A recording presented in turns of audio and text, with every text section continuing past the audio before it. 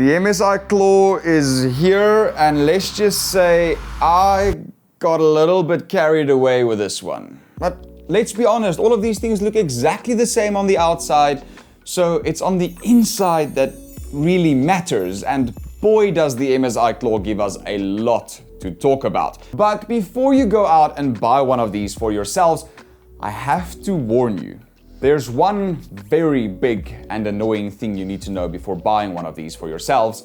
And a little hint, it has something to do with the fact that this is one of the first proper competitors to go to market with Intel inside instead of AMD.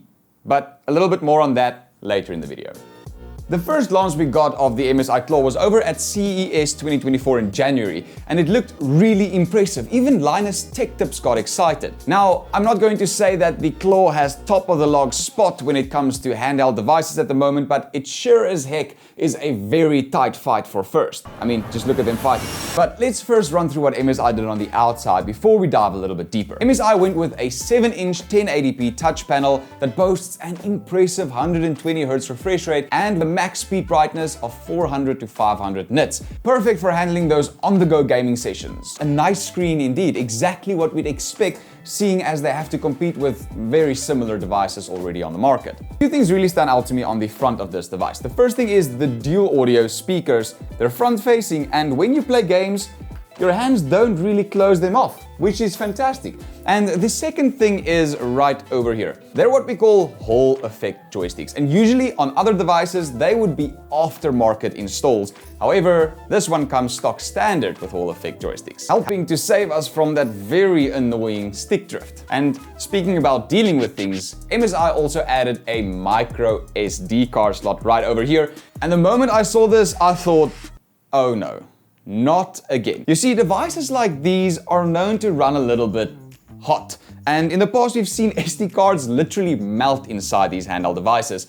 And that's what drove me to take this thing apart. After running some AAA gaming for quite a while, I noticed that it didn't get as hot as I expected it to get. Turns out the reason for that was this. Dual heat pipe cooling system. Not only is this a way better way of cooling things, it's also a really quiet solution to a common problem found in all of these small factor devices. The fact is, if you want high quality, high frame rate gameplay, your internals will be more power hungry, and more power means more hot.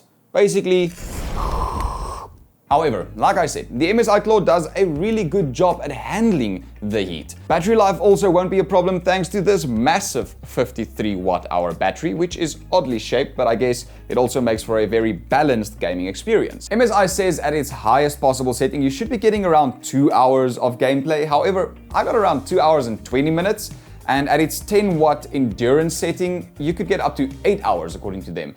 However, to be quite honest, I got so immersed in one of my games that I kind of forgot to start the timer, but it was somewhere around the 8 to 9 hour mark. Somewhere around there. The battery is really impressive. Another cool thing about the MSI Claw is the touch power on button and a very welcomed auxiliary port. However, I think the built-in Bluetooth 5.4 receiver will be more than enough with low enough latency for a really enjoyable wireless headphone experience. It also comes with Thunderbolt 4 over there, which allows us to hook up external graphics cards. And what's nice about this device is we're not locked into using any specific branded external graphics cards.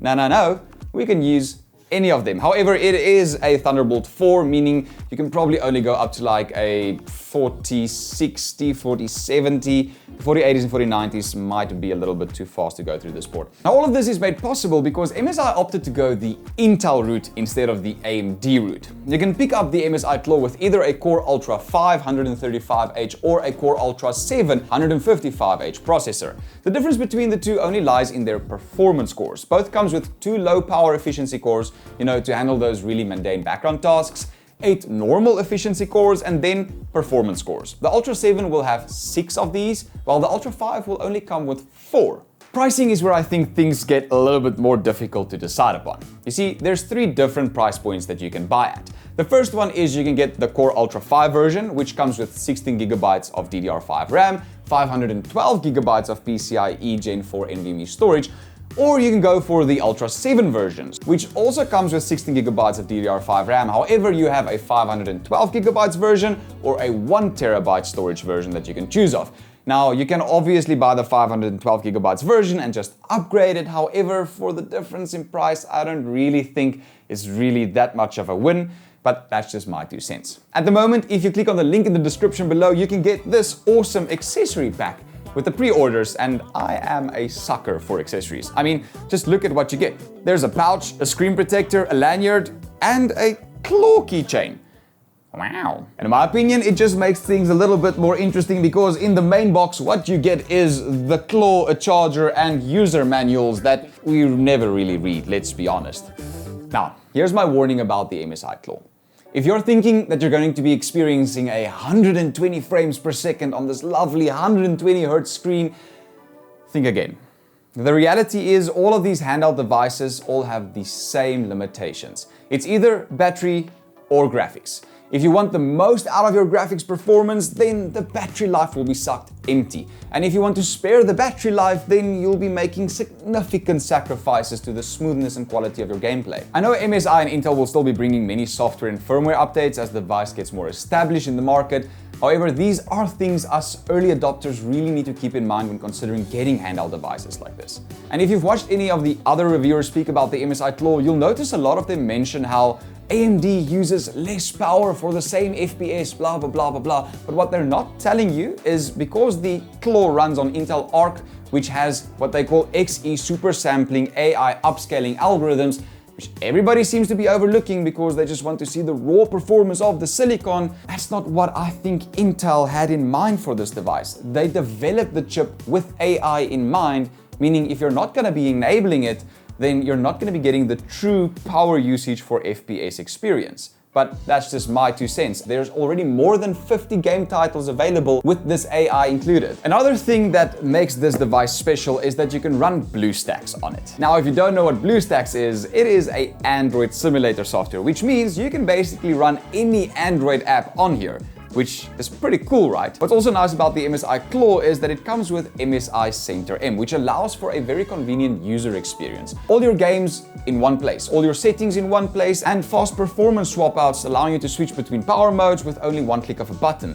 Game developers are also slowly starting to develop and optimize their games for the handheld devices, which obviously also bring massive improvements to the experience. So here's a list of games that I've already tested out and that I know are running very well on the MSI Claw if you're interested. And by the way, these aren't just gaming devices. What's really nice about the fact that it has Windows on it is that this can become a laptop in your pocket. You can connect a screen and a keyboard and a mouse to it. You can do your emails, on-the-go reading if you want to, whatever your heart desires.